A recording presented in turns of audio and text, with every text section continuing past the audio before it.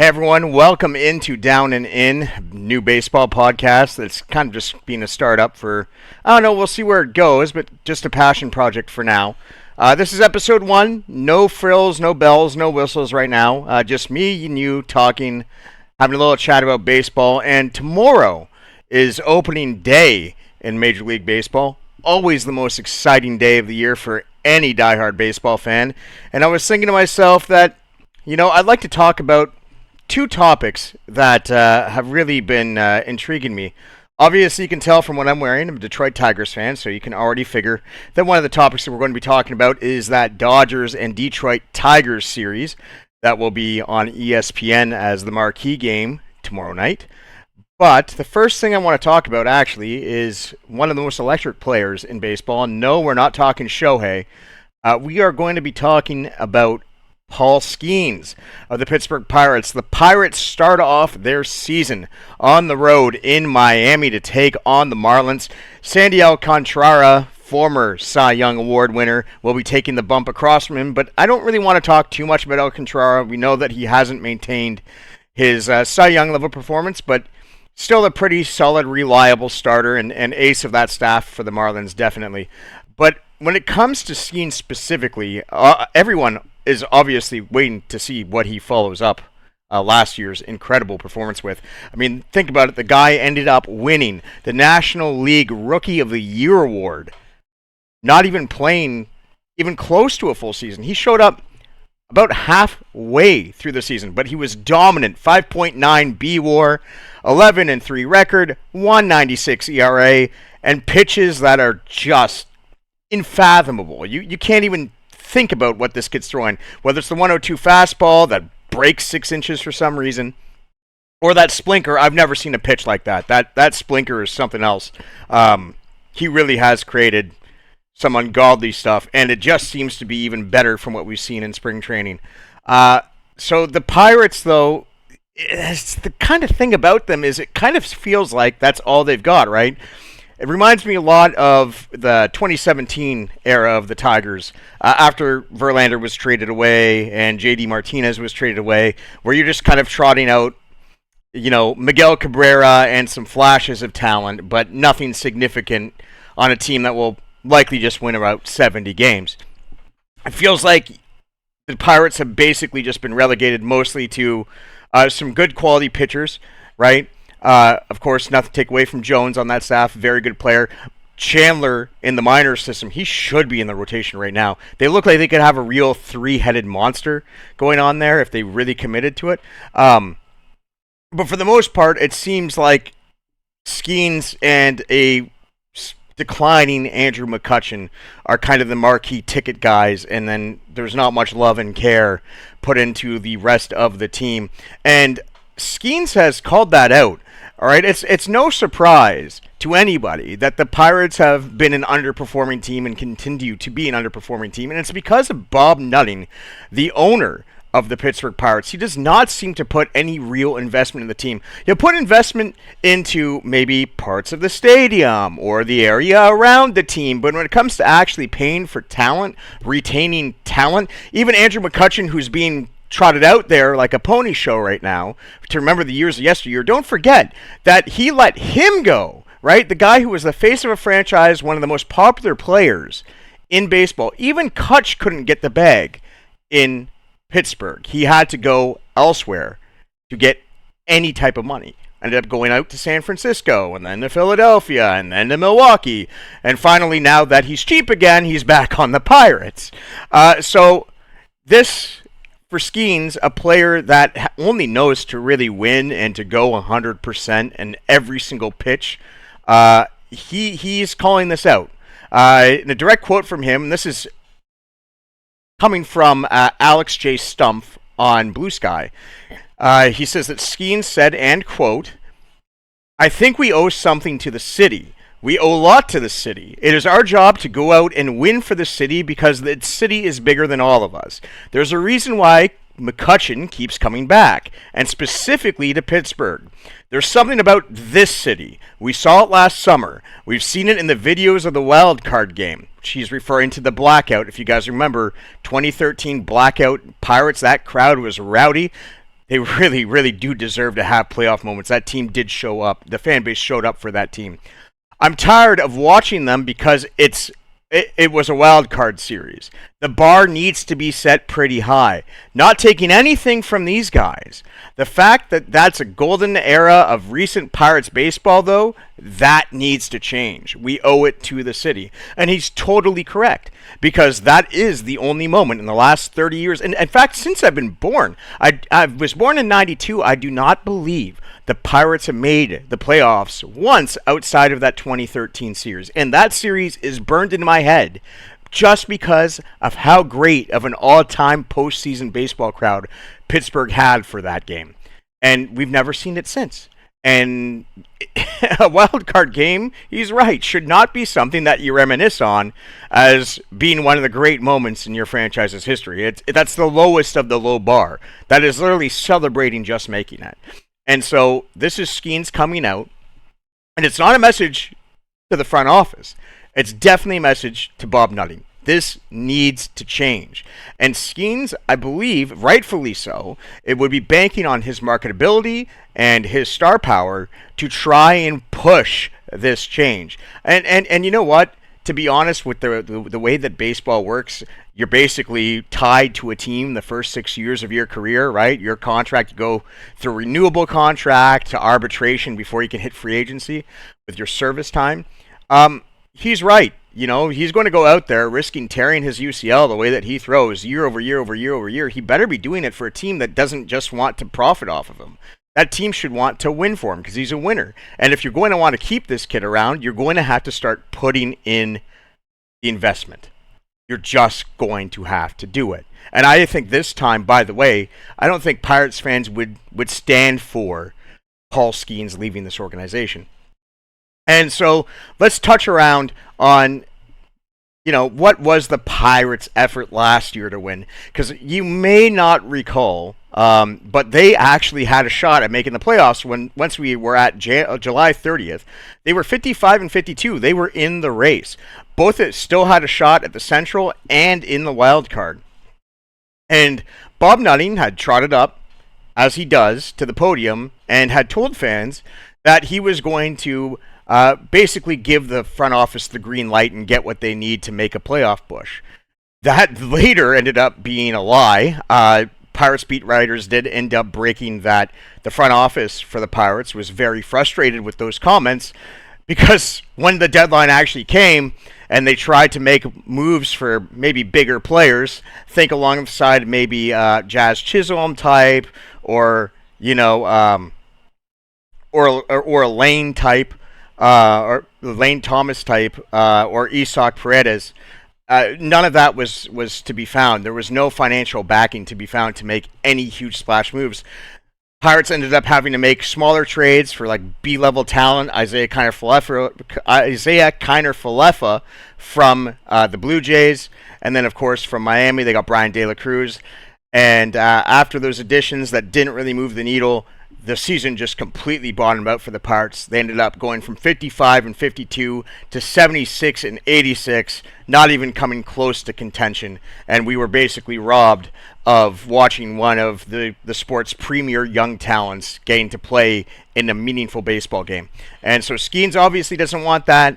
We don't want that. And the reason why I think that the Pirates game will be so interesting is I need to see what that Pirates team puts out on the field. I need to see the energy level, not just from Skeens because we know he's going to bring it, but I want to see everyone else on that rotation, everyone else in that lineup, kind of throw out that same competitive fiery edge that he is putting out there right now. I want to see them basically send the message throughout the year to their owner that you need to invest and bet on us. We are the winning ticket. I hope that happens for the Pirates. We'll follow them throughout the year, and we'll hope that it actually ends up being at least an enjoyable season for Pittsburgh fans. Now we're going to move on to the Tigers and the Dodgers. You already see who I'm going to be going for. Obviously, I am a Tigers fan through and through. I'm trying not to be a homer in this take. But I do think that for the Tigers, this is a more important game for them than for the Dodgers. Obviously, the Dodgers are already playing the Tokyo series, or the Tokyo series. Yeah, they did play the Tokyo series against the Cubs and sweeping that series. So they've got a bit of a cushion, They can afford to take a loss here or there in the season, they can afford to take a loss here or there throughout the course of the season because just the level of quality in that roster is so strong, so unbelievably strong. And so, obviously, we're going to be talking about the Dodgers throughout the course of the year. They're probably going to end up with the best record in baseball. We would all be surprised if they didn't. But the Tigers are a real question mark because people want to see who the real Detroit Tigers are. Are they the team that were 8 games out come August 20th of last season? Or are they the team that went on a 31-11 run to erase that deficit and make it into the playoffs and then beat the Houston Astros and then take the Cleveland Guardians to a fifth game in the ALDS? Skubal obviously taken to the bump for the Detroit Tigers in their opening day, and in my opinion, he is the best pitcher in the game. That fastball topping out over 100, the slider that can hit 94, that circle change that is the filthiest in the game today, the way that it just falls off a table. No one seems to be able to make good contact on that pitch. To go with the sinker, and of course sometimes even throws in the curveball. It's just such a disgusting repertoire to work with, and it really looks like he toys out there with his opponents. That's not to take anything away from the 2023 National League Cy Young Award winner that he's facing off against in Blake Snell, who himself has been just an absolute standard bearer of excellence for Southpaws in Major League Baseball going back the last decade at this point. Both of these guys, I believe, will be the defining lefties of the 2020s in Major League Baseball. And I'm very excited for all of us baseball fans that is the treat that we're going to be looking at tomorrow night. But for the Tigers, I think, unlike the Dodgers, because the Dodgers seem to be pretty set. We can go all day talking about their talent level. They've got the best starting rotation in baseball. They've got the best lineup in baseball. They've got the best bullpen in baseball. Anything baseball, they have the best in class of, right? That is a team that is just, it's almost rigged, not to like to use that word, but it feels that way for the rest of us when we look at that lineup, we look at that rotation, we look at that bullpen. It's hard to see how anyone can compete. But for the Tigers, they have serious question marks even going beyond whether or not they are real, because one of the things that Detroit is struggling with, much like their football team struggled with throughout the course of the season, is we're already looking at pretty significant injuries for the Tigers. Last year, we saw them go through 1 million starting pitchers. They couldn't keep their rotation healthy whatsoever. This year, the problem seems to be center field. Parker Meadows has just been put on the 60-day IL. Matt Vierling is also hurt, not available for the game. And Winsell Perez as well. And it's funny because the Tigers going into this offseason, right, the one thing that Tiger fans were not worried about was outfield depth.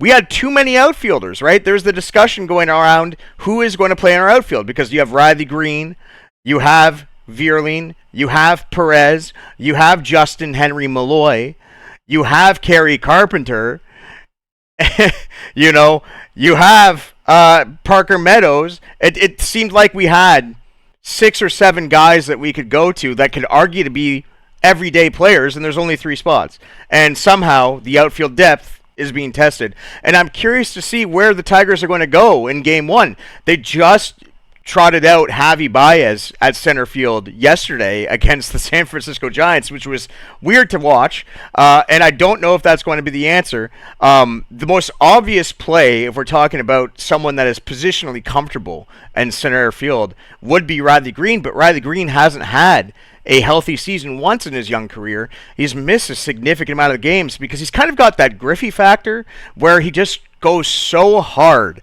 every single time a ball is in his vicinity, Riley's going to try and Superman dive for that thing. And so the Tigers shift him off to left field so he wouldn't try to basically kill himself every time a ball was put in play. But we might be at that point. We might have to take that risk because I don't know how you could trot out Javi Baez at center, Trey Sweeney at short. I mean, I don't know. I don't know if that would necessarily work. And the Tigers still have a hole at third base as well. Jace Jung was not the play. We all were expecting him to win that job, and then he just got sent down. So there's a couple holes there with the Tigers lineup where that, center field wasn't supposed to be a question. Third base was supposed to be a question. Shortstop was supposed to be a question. Center field was supposed to be a strength, but now there's 3 clear holes in the lineup. And so if there's anyone that can navigate this, it's going to be A.J. Hinch. He is one of the best managers in the league, but this is one heck of a problem for the Tigers to work around.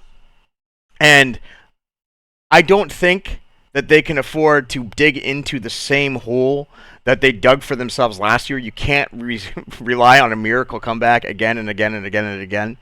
So the rest of the young players that are healthy, that are in this lineup right now, they do need to make that next step in the progression, I believe, for the Tigers to be able to not just win this series, but to be able to keep their head above water until Parker Meadows is able to get back in the lineup.